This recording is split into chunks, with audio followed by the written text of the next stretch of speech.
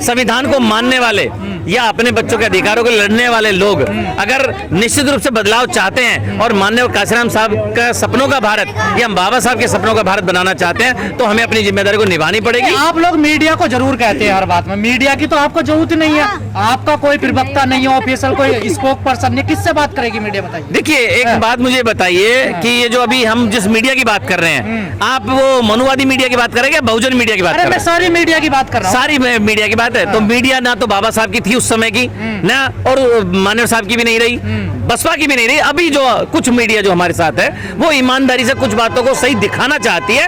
हाँ, उनका सपोर्ट हमें कुछ मिल रहा है, कुछ का नहीं मिल रहा है, ये निश्चित रूप से सही है। लेकिन मैं सपोर्ट में बताता हूँ क्या चाहिए। सपोर्ट ये चाहिए कि आप लोग जो सच्चाई भरी बातें हैं, जैसे अभी वर्गीकरण को लेकर आई बातें, अगर वर्गीकरण की बातों को आप एक पेपर को ऑथेंटिक लेकर आप चलते समाज के अंदर, तो मैं ये आपसे दावे से कहता हूं कि बहन जी का पुतला कहीं नहीं जलाया जाता, ना झंडे जलाए जाते। लेकिन मैं बता दूं आपको, आप प्रश्न तो पूछेंगे, पुतला जलाने वाले भी तो आप नहीं, देखिए इस देश में थोड़ा ही थे, वो प्रेरित हैं, वो आगे पीछे से ना उनके आकाओं के इशारे से चलने वाले, नागपुर हेडक्वार्टर से आदेश पारित करने वाले, उनसे चलने वाले लोग हैं। मैं बता दूं, ये तो आरोप आप पे लगता है, बहन जी पे लगता है। नहीं, देखिए नागपुर से चलते हैं, किसने कह दिया नागपुर से चलते हैं? बीजेपी की बी टीम ने बताया जाता है। बताने वाले कुछ भी बता सकते हैं, है ना, बताने वाले कुछ भी बता सकते हैं, लेकिन मैं ये बता दूं आपको कि सच्चाई तो सच्चाई है। आज एक बात बता दीजिए मुझे कि आम आदमी पार्टी ने कितने वोट लिए, क्या स्थिति रही है? तो बी पार्टी कौन से रही? कांग्रेस और आम आदमी के पूरे वोट जोड़ दो फिर भी वो नहीं आ रही सत्ता में। बी टीम कौन है? आज आपको सिर्फ आप वही मनुवादी व्यवस्था, आप काउंटर क्यों नहीं करते? देखिए आपको बी टीम कहा जाता है। देखिए हम अपने काम में लगे हैं। हम काउंटर करने के चक्कर ये है कि माननीय साहब से एक बार ऐसे ही पूछा गया था कि माननीय साहब क्या करें, तो माननीय साहब ने कहा था हर चौराहे पे कुत्ते मिलेंगे भौंकने वाले, आप उन पर पत्थर फेंकने के बजाय अपने काम में लगे रहिए। और निश्चित रूप से बता दूं मैं आपको मेरे भाई कि ये बदलाव हो रहा है और युवा टीम में जुड़ रहे हैं और आएगा निश्चित रूप से बदलाव। ये ओवर कॉन्फिडेंस ले डूबा क्या आप लोगों को? ये आप कह सकते हैं और कॉन्फिडेंस की बात कर सकते हैं। 2007 के बाद कौन सा चुनाव जीते आप जरा बताना। नहीं, आप ये बताइए कि हमारे वोटिंग परसेंटेज कम हुई है, लेकिन सुनिए 14% जमीन में चले गए आप लोग। मैं चले गए ना, उसका कारण कुछ तो होगा। ये पार्टी के पदाधिकारी जिम्मेदारी होने के साथ साथ समाज भी है जो सिर्फ फ्री की बिजली चाहिए, फ्री का पानी चाहिए, फ्री का राशन चाहिए और कुछ नहीं चाहिए उनको, है ना।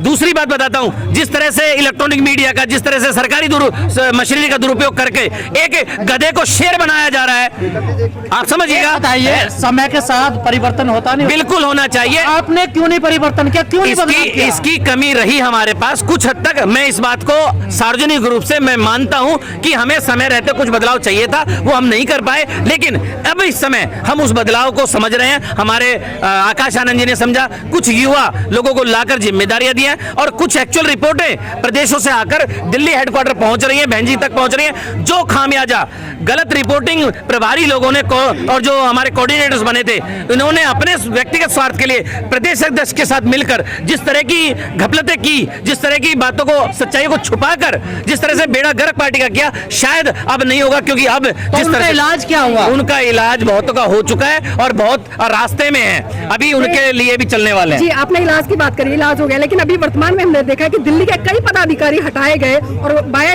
शर्त की मतलब लेटर हेड इशू जारी किया गया, लेकिन फिर हम देख रहे हैं कि 1-2 महीने के बाद फिर उनको ले लिया, तो उनमें से क्या सुधार हो गया? फिर देखिए आप, फिर उन्होंने क्या गलत किया जो उनको हटाया गया? देखिए नीलम जी, ये बात आप सर्वविदित है कि अगर बीएसपी में किसी का लेटर जारी हो जाए तो उसकी वापसी संभव नहीं है, ठीक है।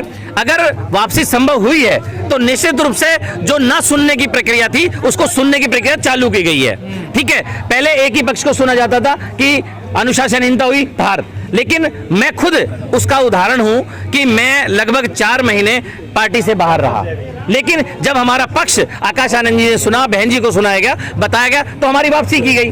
अभी दिल्ली के प्रदेश आपको भी राजस्थान में कई बार हटाया गया है, लेटर हेड भी इशू हुआ, लेकिन उसके बावजूद भी हटाया जाएगा, अनुशासनहीनता का आरोप लगा देते हैं। नहीं, बिल्कुल लगा देते हैं। ये क्या अनुशासनहीनता की देखिए, आपने? मैंने क्या की थी, हमने एक ये की थी कि जो कोऑर्डिनेशन की जो बात चल रही थी, जो कोऑर्डिनेटरों ने जो गलत रिपोर्टिंग कर रहे थे, हम उस रिपोर्ट को लेकर बहन जी के पास लखनऊ पहुंच गए थे और हम लोग प्रदेश के 80% प्रदेश की यूनिट चली गई थी। वहां पर हम लोगों ने बहन जी से मिलने का समय लिया था, बिना प्रभारी, बिना प्रदेश अध्यक्ष के, और यही हमारी अनुशासनहीनता थी। एक क्वेश्चन हमारा है, जयप्रकाश जी कब वापस आ रहे हैं? देखिए, जयप्रकाश जी का जो फैसला है वो तो माननीय बहन जी या आकाश आनंद जी लेंगे, उसके लिए मैं नहीं, आपका पक्ष रखा गया और आपने बताया गया जी उनका भी पक्ष रखा गया है, उनका पक्ष रखा गया और प्रोसेसिंग में है। हो सकता है निश्चित रूप से, आप अभी पदाधिकारी हैं, आप देखिए, बता रहे हैं, तो आपको पता होगा कि क्या होने वाला है? निश्चित रूप से कि हम उस दौर में हैं कि उनकी बातें रखी जा रही हैं और कई जगह से, कई स्टेट से, एक ही नहीं कई स्टेटों से ये बात रखी जा रही है कि जयप्रकाश जी अगर ईमानदारी से इतना काम कर रहे हैं तो उनको भी सुना जाए और उनकी बात को रख के उनको वापसी ली जाए। तो इसमें क्या है, बहन जी और आकाश आनंद जी इस विषय पे कई बार चर्चा कर चुके हैं, कई लोगों से मिल चुके हैं, तो ये प्रोसेसिंग में है। हो सकता है बहुत जल्दी उसका परिणाम मिले, है ना, और हम भी चाहते हैं कि सार्थक परिणाम मिले और सार्थक चीजें। जिस स्थिति में आपको लगता है ये उभर पाएगी, बिल्कुल उभर पाएगी। कैसे उभरेगी? देखिए, क्या समीकरण क्या बना रहे हैं? देखिए, समीकरण ये है कि जो समाज बाबा साहब के मिशन को भूल गया था, माननीय काशीराम साहब के कारवा को भूलकर व्यक्तिगत स्वार्थ की तरफ चला गया था, क्योंकि जब पिटाई शुरू हुई है ना,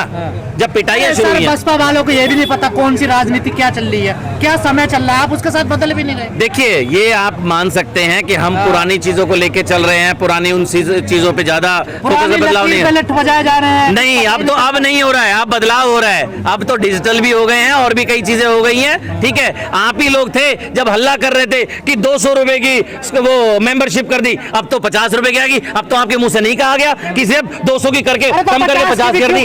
देखिए, अब एक बात बताइए, सुनिए, ये आपको भी पता होगा कि फ्री में देने वाला सिस्टम बसपा में नहीं है। मान्यवर काशीराम साहब इस समाज को, शोषित वर्ग को 200 रुपए किलो चावल खरीद कर खाने वाला बनाना चाहते थे, फ्री वाला नहीं।